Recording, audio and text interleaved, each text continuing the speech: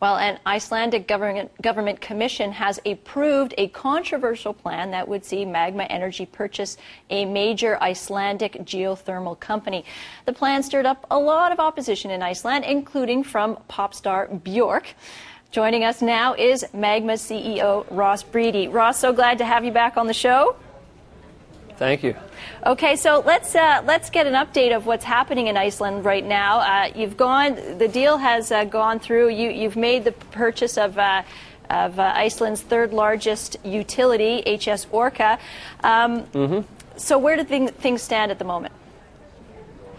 Well, we made the purchase. The third Icelandic government commission that was pushed by the Left Green Party, the government in power, has declared that our purchase was legal, conformed with all Icelandic laws.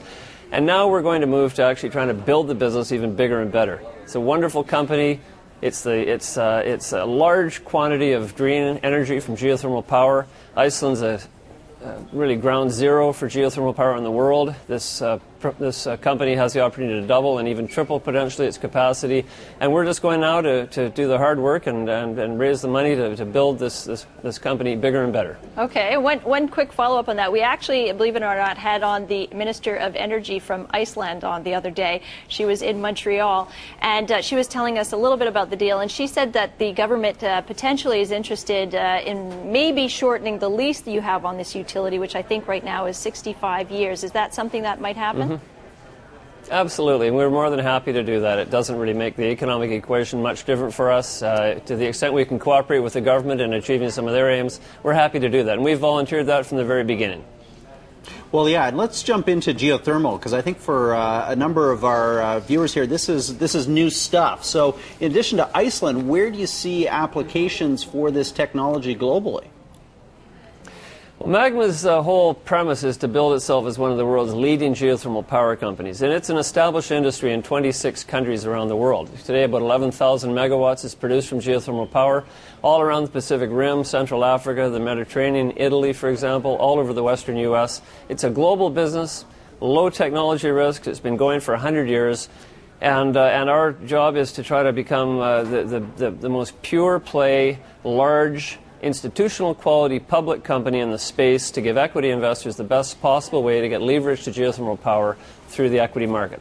Okay, but geothermal does have some challenges. It does have high capital costs, from what I understand, 2 to 3 times that of coal. And in fact, in Magma's case, you're still not really making money yet. Well, Magma is a 2-year-old company. It's a development stage company. Our current quarter, you're going to see a dramatically higher EBITDA and dramatically higher revenue and dramatically higher, to the extent... Iceland's a little bit of an unusual situation because our electricity there is indexed to the aluminum price.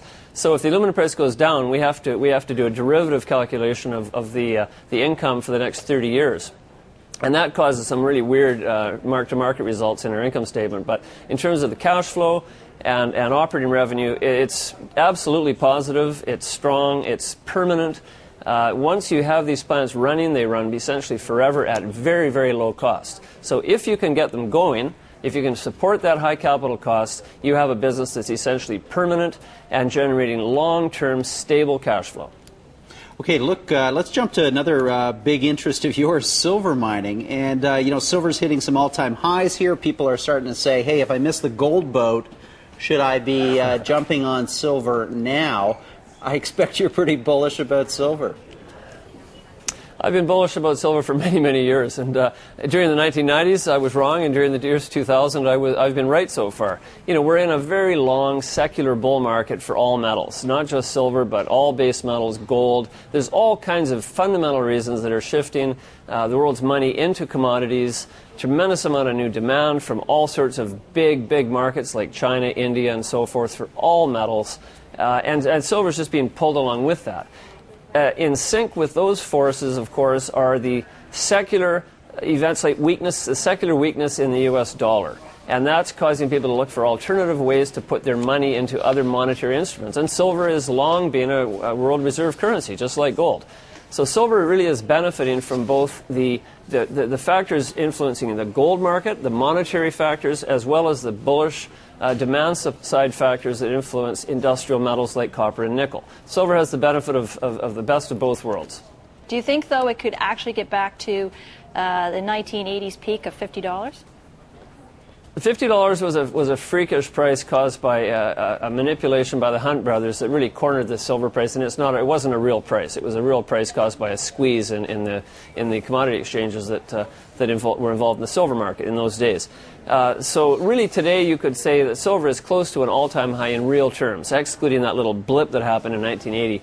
And so it's got great legs. It's had a wonderful run. It's got lots of room to keep going, I think, just like gold does. The things that are causing all these metals to rise in price aren't over. They're not going to be over anytime soon. So I'm still very optimistic we're going to have continuing high and stronger and stronger metal prices in the years forward. Years, not just months, but years forward. You're the chairman of Pan American Silver. Then how is that optimism playing out with your corporate strategy at Pan American? Well, it's beautiful because Pan American is hitting record production right now. We're now the second largest primary silver mining company in the world. This is from a standing start in 1994 when we started the company. We have tremendous leverage to the price of silver. We have more than 1 billion ounces of reserves and resources that we control. We've never been in better shape financially. $320 million, I think, in working capital, almost all cash, no debt. We're making a ton of money right now every single day. It's just a great time to be hitting record production at the same time as the silver price is hitting record highs. Our cash costs are low and declining. Our silver production is going up, and we have the capacity to double our production in just a few years when we develop our newest acquisition in Argentina, the Navidad property. So we're all happy. The company's never been in better shape. Well, let me follow up with the Navidad property, because you are sitting on one of the largest undeveloped silver properties in the world there. But there is still a regulatory question about whether the province in Argentina, which currently has a ban on open pit mining, is going to change its mind. Do you have any indications of where the province might be going? Sure. We wouldn't have made this acquisition unless we were very optimistic that the government of Chubut, the region or the province in Argentina that the property is located in, will be changing its legislation to favor mining. Specifically in this area where there's no other economic activity, there's no particular natural, environmental, or social reasons not to mine. It's just the middle of a wasteland of Patagonia, and there's no other economic utility for the land. I mean, none, not even sheep farming.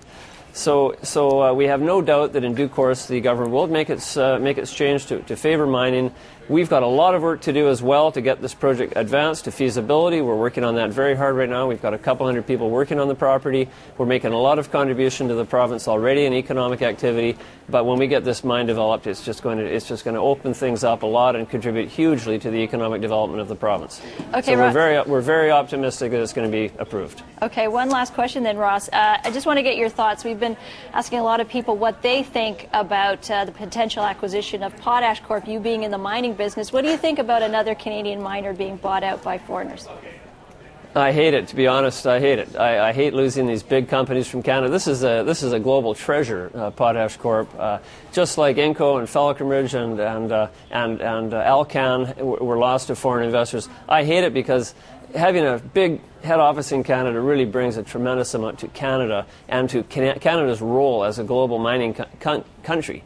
So while it's something I don't personally like, I also think that free markets are good, and it's all about free markets and access to global opportunities. Just as we are buying an opportunity in Argentina, and we weren't opposed by the Argentine government. I guess in the same sense, we should let BHP or the Chinese or whoever come and acquire a Potash Corp if that's the will of the shareholders. Okay, yeah, I was about to say you're starting to sound a little bit like Bjork there, but you changed course halfway through. God forbid. All right, Ross, thanks very much for your time today. We really appreciate it. My pleasure. Thank you. That was Ross Beaty. He is the CEO of Magma Energy and chairman of Pan American Silver.